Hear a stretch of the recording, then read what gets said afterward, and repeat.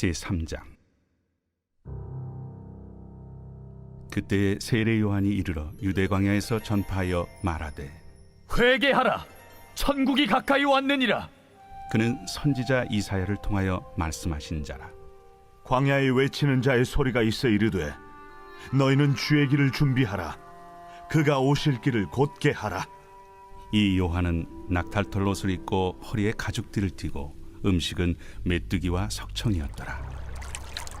이때 예루살렘과 온 유대와 요단강 사방에서 다 그에게 나와 자기들의 죄를 자복하고 요단강에서 그에게 세례를 받더니, 요한이 많은 바리새인들과 사두개인들이 세례 베푸는 데로 오는 것을 보고, 독사의 자식들아, 누가 너희를 가르쳐 임박한 진노를 피하라 하더냐? 그러므로 회개에 합당한 열매를 맺고 속으로 아브라함이 우리 조상이라고 생각하지 말라. 내가 너희에게 이르노니 하나님이 능히 이 돌들로도 아브라함의 자손이 되게 하시리라. 이미 도끼가 나무 뿌리에 놓였으니 좋은 열매를 맺지 아니하는 나무마다 찍혀 불에 던져지리라.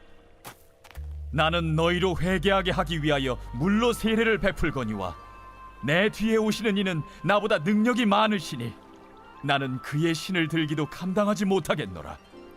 그는 성령과 불로 너희에게 세례를 베푸실 것이요, 손에 키를 들고 자기의 타작마당을 정하게 하사 알곡은 모아 곳간에 들이고 쭉정이는 꺼지지 않는 불에 태우시리라. 이때 예수께서 갈릴리로부터 요단강에 이르러 요한에게 세례를 받으려 하시니, 요한이 말려 이르되, 내가 당신에게서 세례를 받아야 할 터인데 당신이 내게로 오시나이까? 이제 허락하라. 우리가 이와 같이 하여 모든 의를 이루는 것이 합당하니라. 이에 요한이 허락하는지라. 예수께서 세례를 받으시고 곧 물에서 올라오실새 하늘이 열리고 하나님의 성령이 비둘기같이 내려 자기 위에 임하심을 보시더니, 하늘로부터 소리가 있어 말씀하시되, 이는 내 사랑하는 아들이요 내 기뻐하는 자라.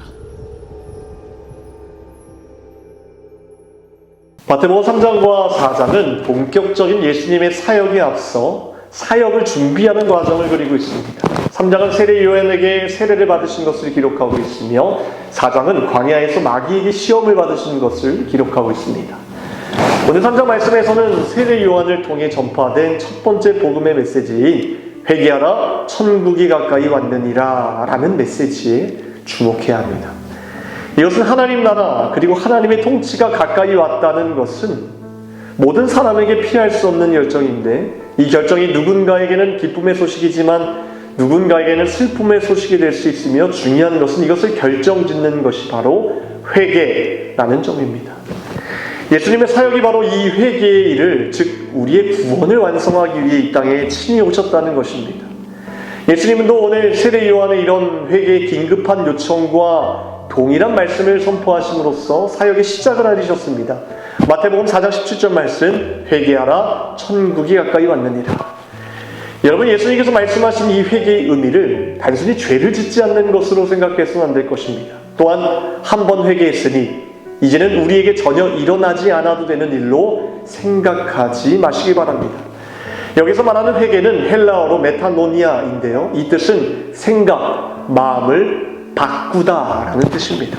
즉 회개는 먼저 자신의 마음이 하나님을 향하여 돌아오는 것을 의미합니다. 이 세상은 우리의 마음을 예수님이 아니라 다른 것에 마음을 두게 하는 것에 혈안이 되어 있으니, 이 회개는 사실 매일매일 우리 마음속에 일어나야 하는 것입니다. 내 마음을 온전히 하나님께 돌려 하나님 나라의 삶이 바로 지금 이곳에 있음을 믿어야 합니다. 이 회개라는 단어, 메타노니아의 메타는 후회라는 뜻이고 노에오는 생각하다라는 뜻입니다. 즉 회개는 마음을 바꿔 어떤 결정을 내리는 것이고 그 이후에 그것이 목적과 행동의 변화로 이어지게 된다는 뜻입니다. 우리는 진정 하나님께로 돌이킨 자, 회개한 자로서 마땅히 우리의 마음과 그리고 이 마음과 일치된 태도로 하나님을 기쁘시게 하는 자가 되어야 될 것입니다. 행동으로 말입니다. 만약 마음 없이 행동과 태도에만 초점을 맞추고 살아간다면 우리는 예수님께서 지적하신 겉과 속이 다른 외식하는 자들인 바리새인과 서기관이 될 것이며, 반대로 행동과 태도 없이 마음에만 초점을 맞추고 살아간다면 행함이 없는 죽은 믿음이라는 꼬리표를 얻게 될 것입니다. 결국 열매 없는 나쁜 나무가 되고 말 것입니다. 예수님께서 이 땅에 오셔서 친히 우리에게 열어두신 회개의 삶은 단순히 구원받고 죽어서 천국에 가게 되는 것만을 말씀하지 않으셨습니다. 예수님께서 열어주신 회개의 삶은 지금 너희 삶에 하나님 나라의 삶이 선택 가능한 길이 되었다는 복된 소식이었습니다. 이 메시지가 바로 우리가 말하는 복음입니다. 마태복음의 저자인 세리 마태도 이것을 유대인에게 깨닫게 하기 위해 자기 스스로가 펜을 들게 되었습니다. 왜냐하면 그 역시 하나님 나라와 구원과는 전혀 무관한 죄인 중에 죄인임을 알고 있었기에, 이런 자신 또한 하나님의 전적인 은혜로 구원받아 새로운 삶이 된 것처럼 너희들 또한, 유대인들 또한 이 복음을 받아들이는 순간 새로운 삶이 열릴 것임을 담대하게 선포하고 있는 것입니다. 저는 확신합니다. 예수님께서 열어주신 새로운 삶은 매일 우리가 만날 수 있고 경험할 수 있는 것이라 확신합니다. 다만 예수님께서 말씀하신 것처럼 우리의 생각과 마음이 하나님께로 돌이키는 회개의 열매가 있을 때에만 가능하리라 생각합니다. 여러분, 예수님은 우리에게 이 새로운 문을 여시기 위해 직접 이 땅으로 찾아오신 분입니다. 거룩하신 그분이 사역을 앞두고 세례 요한의 회개의 세례를 받으실 때 하늘이 열리고 하나님의 성령이 비둘기같이 내리면서 하나님이 이렇게 말씀하고 계십니다. 이는 내 사랑하는 아들이요 내 기뻐하는 자라. 하나님의 아들이신 예수님조차 아예 본인의 뜻이 아니라 하나님의 뜻을 성취하기 위해 모든 것을 내려놓으셨고, 이 증표로 세례를 행하실 때 하나님은 만족하셨습니다. 이 하나님의 만족은 오늘 살아가는 우리들에게도 들려야 하는 음성입니다. 내 뜻이 아닌 주님의 뜻대로 살아가는 자들에게 들려주시는 선명한 그 음성을 나에게도 임하게 해달라는 발버둥치는 모습으로 그분의 뜻대로 살아가야 된다는 것입니다. 사실 이 하나님의 음성이 다시 한번 선포된 적이 있습니다. 바로 훗날 변화사 사건입니다. 베드로는 영광스러운 모습으로 변화된 주님의 얼굴을 목격하면서 그 영광에 취해서 주님께 이렇게 고백합니다. 주님, 우리가 여기 있는 것이 좋습니다. 제가 여기서 초막새를 짓되 하나는 주를 위하여, 하나는 모세를 위하여, 하나는 엘리야를 위하여 짓겠습니다 라고 고백하였습니다. 이 고백은 굉장히 그럴싸하게 보입니다. 주님의 영광에 계속해서 머물러 있겠다는 영적인 고백처럼 들립니다. 하지만 이 고백을 곱씹어 보면 굉장히 건방진 고백이라 할 수 있습니다. 여러분, 이 변화산의 주인은 하나님이십니다. 그 산을 다스리시는 분은 하나님이신데 베드로는 자신이 이 상황을, 즉 이 산을 통제하려고 했습니다. 제가 짓겠습니다.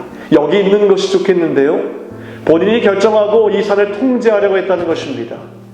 주님을 사모한 나머지 그 주님까지도 통제하려는 모습 속에서 베드로의 교만함이 보입니다.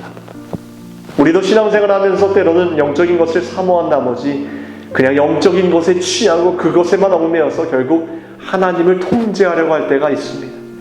내가 꿈꾸는 영적인 환경, 내가 바라는 영적인 세계가 내 앞에 펼쳐지지 않으면 우리는 쉽게 불안해하며 분노하며 하나님께 따져 묻습니다. 하나님, 내가 그만큼 노력했는데, 발버둥 쳤는데, 하나님을 사모했는데 왜 나의 기도에 응답하지 않습니까? 여러분, 우리의 상황과 환경을 주시고 통제하시는 분 오직 하나님이십니다. 우리가 해야 할 일은 단 한 가지입니다. 통제가 아니라 순종입니다. 하나님은 베드로의 이 고백을 자신이 모든 것을 통제하고자 하는 모습을 보시면서 참다 못해 이러한 모습과 음성으로 개입하셨습니다. 마태복음 15장 5절 말씀입니다. 말할 때에 호련히 빛난 구름이 그들을 덮으며 구름 속에서 소리가 나서 이르시되 이는 내 사랑하는 아들이요 내 기뻐하는 자니 너희는 그의 말을 들으라 하시는지라. 갑자기 구름이 베드로 위를 덮었고 하나님이 이렇게 말씀하셨습니다. 이는 내 사랑하는 아들이요 내 기뻐하는 자니. 여러분, 이 말씀은 예수님의 세례식 때 했던 하나님의 말씀이었습니다. 그런데 이 말씀에 한마디를 덧붙이셨어요. 그의 말을 들으라. 그의 말을 들으라. 하나님께서 궁극적으로 원하시는 것은 어떠한 영적인 세계, 주님의 영광만이 가득한 곳, 내가 원하는 하나님 나라에 머물러 있는 것이 아니라 어느 곳이든 매 순간 하나님의 말씀에 순종하는 것, 그리고 그것을 내가 통제하지 않고 하나님께서 역사하실 수 있도록 내 자신을 주님께 맡기라고 말씀하시는 겁니다. 이 음성을 듣고 제자들은 모두 두려워서 떨게 됩니다. 그런데 예수님은 그들을 조금도 나무라지 않으셨고 대신 이 말씀을 하셨습니다. 17장 7절 말씀, 예수께서 나와 그들에게 손을 대시며 이르시되 일어나라, 두려워하지 말라. 두려워하지 말라. 나는 여전히 너희들의 하나님이다 라고 말씀하시는 겁니다. 사랑하는 성도 여러분, 내 힘으로 하려고 하는 모든 것들을 다 내려놓고 그저 그분의 말씀을 들으시기 바랍니다. 우리도 예수님처럼 하나님께 내 사랑하는 아들이요 내 기뻐하는 자라는 그런 귀한 칭찬을 듣게 되는 저와 여러분이 되기를 주님의 이름으로 축복합니다. 기도하겠습니다. 오늘 금요일 새벽에 함께 기도할 공동기도 제목은 환우분들을 위해서 기도하겠습니다. 박재정 권사님, 류명 권사님, 김시아 권사님, 김정은 집사님, 오유미 성도님, 박사연 청년, 류경미 청년의 치유를 위해서 기도하시고 각종 질병과 불면증, 공황장애 등 마음의 병을 위해서도 함께 기도하겠습니다. 기도하겠습니다. 하나님, 내 삶의 모든 주권을 다 하나님께 맡겨드리기를 원합니다. 전적으로 주님의 말씀을 듣게 하여 주시고 순종하게 하여 주시옵소서. 예수 그리스도도 하나님 우리를 위하여서 모든 것을 내려놓고 하나님 뜻대로 순종했듯이 우리 삶에도 순종의 열매를 통해 회개의 역사, 주님의 믿음의 역사가 강하게 일어날 수 있도록 도와주시옵소서. 이 시간 환우분들을 위하여 기도합니다. 주님의 피 묻은 오른손으로 안수하여 주시사 깨끗하게 치유하여 주시옵소서. 육체의 질병과 마음의 병 모두 치유하여 주시옵소서. 하나님 귀하신 목사님 세워주심을 감사합니다. 말씀의 능력으로 채워주심을 감사합니다. 기도하시는 제목들마다 주님께서 응답하여 주시며 더 귀한 것을 예비하여 주시옵소서. 모든 것 감사드리오며 예수 그리스도의 이름으로 기도하옵나이다.